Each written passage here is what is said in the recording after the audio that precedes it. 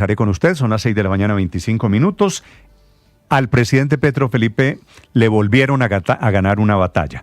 Se la gana ahora a través de una tutela el presidente de la ANDI, don Bruce McMaster, que entuteló su derecho al buen nombre. El presidente Petro había escrito una de esas diatribas larguísimas, una parrafada hace varios meses, criticando y hablando, como suele suceder, de todo, ¿no? Y entonces habla de un partidario suyo y habla del colombiano, y en algún párrafo dice que el presidente de la ANDI, sugiriendo que desata que es contrario al gobierno, critica al gobierno por políticas de odio.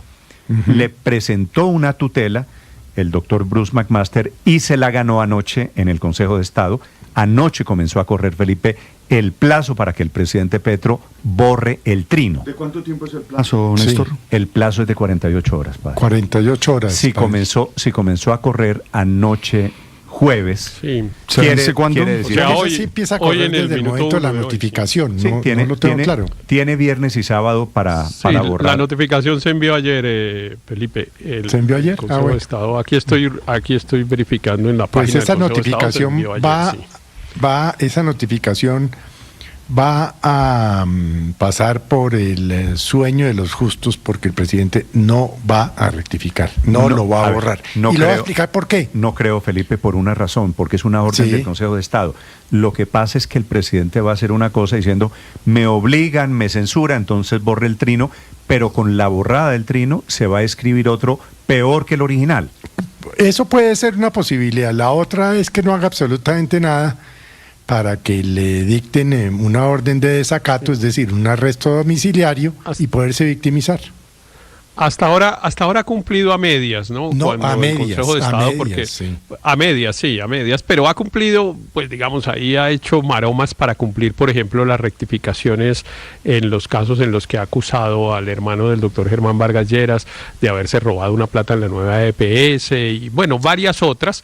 Y él siempre hace como dice Néstor, que es que dice, bueno, corrijo porque me obligan y tal, y se echa otra parrafada que resulta más o menos igual de revictimizante. En este caso lo que pasa es que sí hay una cosa concreta que no recuerdo que el Consejo de Estado le hubiera pedido antes, que es retirar el trino. Entonces ahí sí no hay matices, porque claro que pues retirar el trino es retirar el trino, en el otro es rectifique, y entonces él dice que es en el contexto. Conociendo al presidente Gustavo Petro, yo creo que va a borrar el trino, pero va a escribir algo, va a volver a escribir algo sobre, ya les voy a contar qué fue lo que dijo en ese trino, porque hablaba de lo divino y de lo divino y lo humano.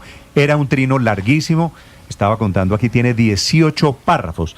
Que es el trino, Felipe, para escribir 18 párrafos, eso es casi como hacer una tesis. Un ensayo. Eso es lo que le obliga. Estaba agrediendo al periódico El Colombiano en origen, ¿no? Porque era una noticia del periódico El Colombiano que digamos, tenía que ver con el senador Alex Flores, si no recuerdo mal. Sí, así es. Unas acusaciones que hay de violencia contra su pareja. Y ahí metió todo, y al final, además, metió a la ANDI, que porque la ANDI era controlada igual que El Colombiano por el sindicato antioqueño, y que eran esclavistas y etcétera. Néstor, y que lo odiaban. Néstor, hay un punto que creo que es la almendra de esta sentencia, porque va a marcar seguramente lo que debería pasar con la cuenta en redes sociales y los pronunciamientos públicos del presidente Gustavo Petro. En la página 12, ella, Camila, nos va a ampliar, dice lo siguiente: tratándose de los funcionarios públicos en general y del presidente de la República en particular, el ejercicio de la libertad de expresión está sujeto a un escrutinio mucho más estricto debido a la influencia que sus declaraciones tienen en la opinión pública y en la percepción de los derechos de los ciudadanos. Que tampoco, Ricardo, la verdad, tampoco es un gran descubrimiento, como tampoco lo es que le pidan al presidente veracidad y prudencia, que es lo que decide esta decisión de tutela, repito, del Consejo de Estado. Había acusado en el trino que ustedes van a escuchar, había acusado al presidente de la ANDI de querer destruir al gobierno por odio étnico, que es una figura... Hombre, es una acusación grave. De la cosecha... Que odio étnico, si aquí todos somos de los mismos padres, mestizos. O sea, todos somos negros, indígenas, y tenemos mezclas, sangre cruzada. Somos híbridos. Pero el presidente tiene la teoría de que a él lo odian, y no es la primera vez que lo dice, porque es café con leche. en este país en el que todos somos café con leche, el presidente saca el tema étnico. 6:30 a.m. y es lo que tendrá que borrar. Informa Marcela Peña. Néstor, buenos días. Comencemos por la frase de la discordia, la que lleva hoy al Consejo de Estado a darle la orden al presidente Gustavo Petro de borrar de su cuenta de X un mensaje escrito el 19 de marzo.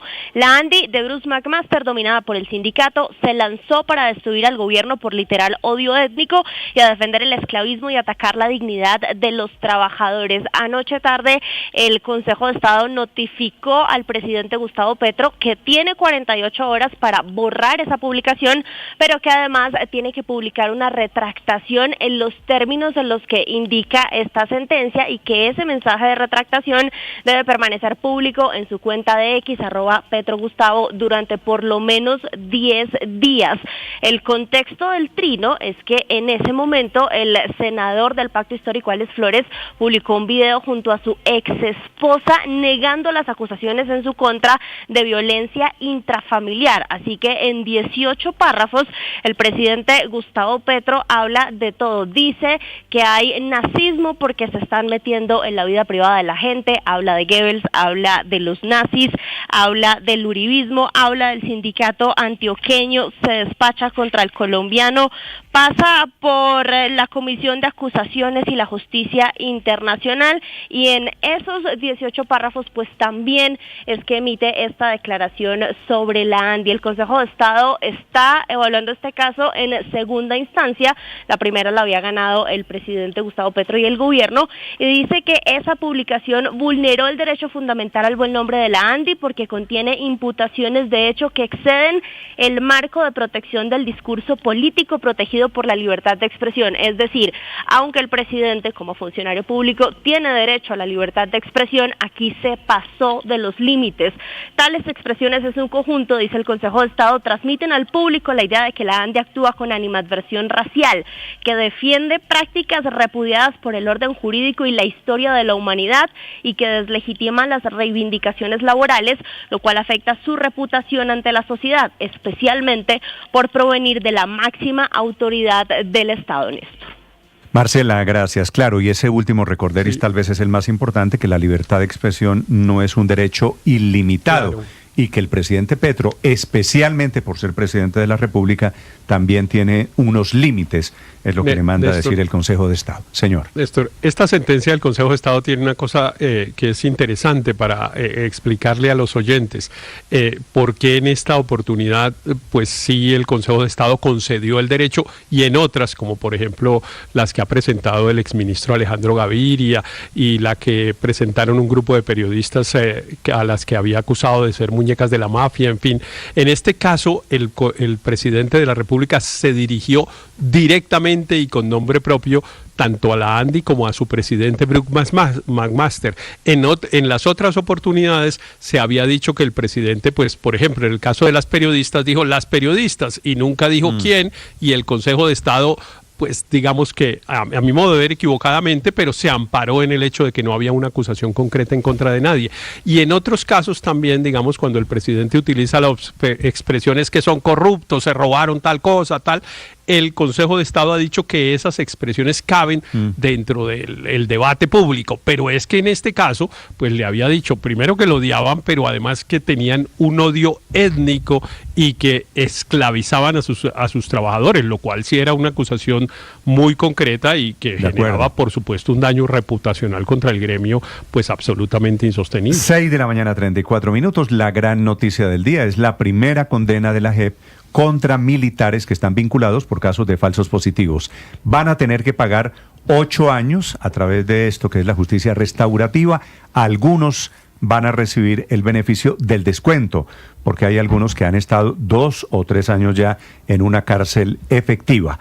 La decisión de la Justicia Especial de Paz los obliga a reparar a las víctimas y a hacer trabajos sociales con restricciones de movilidad, a diferencia de lo que pasó esta semana con los señores de las FARC. Mateo Piñeros. Néstor, buenos días. 5 oficiales, 4 suboficiales y 3 soldados que hicieron parte del batallón La Popa de Valledupar entre 2002 y 2005 fueron sentenciados por 135 falsos positivos. Estos militares hicieron parte de un plan sistemático al interior del batallón, el cual buscaba presentar falsas bajas en combate para engrosar la estadística de éxito militar y responder así a las presiones de los altos mandos. Las víctimas de estos crímenes eran campesinos, indígenas, afrodescendientes y personas en situación de vulnerabilidad, quienes fueron perseguidas, engañadas e incluso en algunos casos torturadas. Una de las mujeres asesinadas era menor de edad del pueblo Wiwa y otra era madre cabeza de familia, la magistrada Ana Manuela Ochoa. El primer patrón consistió en asesinatos ilegítimos y desapariciones forzadas cometidas en el marco de una alianza y connivencia entre la fuerza pública y las Autodefensas Unidas de Colombia, con el objeto de presentar a las personas asesinadas como bajas en combate. El segundo patrón consistió en asesinatos ilegítimos y desapariciones forzadas cometidas contra personas que se encontraban en situación de vulnerabilidad y que fueron aprehendidas arbitrariamente y o engañadas por miembros del batallón La Popa. Algunas de las víctimas aún siguen desaparecidas, otras fueron retenidas por varios días antes de ser asesinadas y hubo una afectación especial sobre los pueblos indígenas Wiwa y Cancuamo de la Sierra Nevada. Los 12 militares aceptaron su responsabilidad y por eso no irán a la cárcel y harán trabajos restaurativos desde Valledupar de lunes a viernes. Serán monitoreados por un dispositivo electrónico y se alojarán en unidades militares, aunque también se está gestionando un predio de la SAE para este fin. Laura Piña es hija de Adolfo Piña, quien fue llevado de Barranquilla a Codazzi Cesar bajo engaños para ser asesinado por miembros del batallón. Los exhortos también que hace a que el gobierno nacional pida perdón por estos crímenes, que tratan de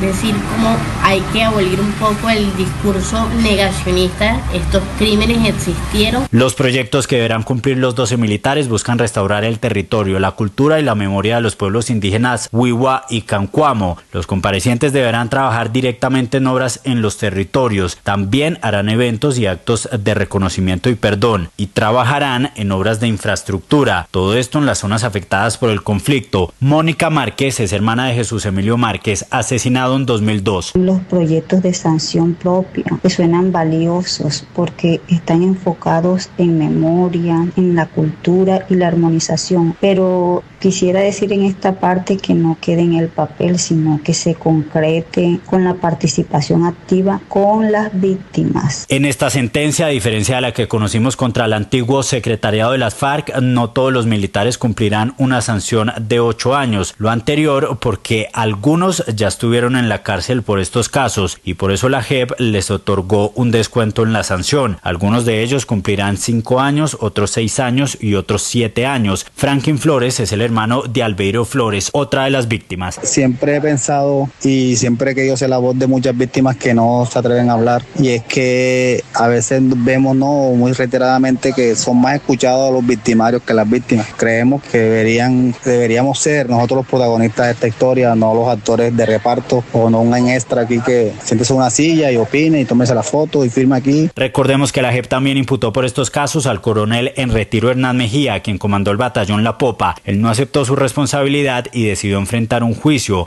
Se espera que el próximo mes se conozca la sentencia de Mejía. Sin embargo, como él no reconoció su responsabilidad, si es hallado culpable, podría pagar hasta 20 años de prisión.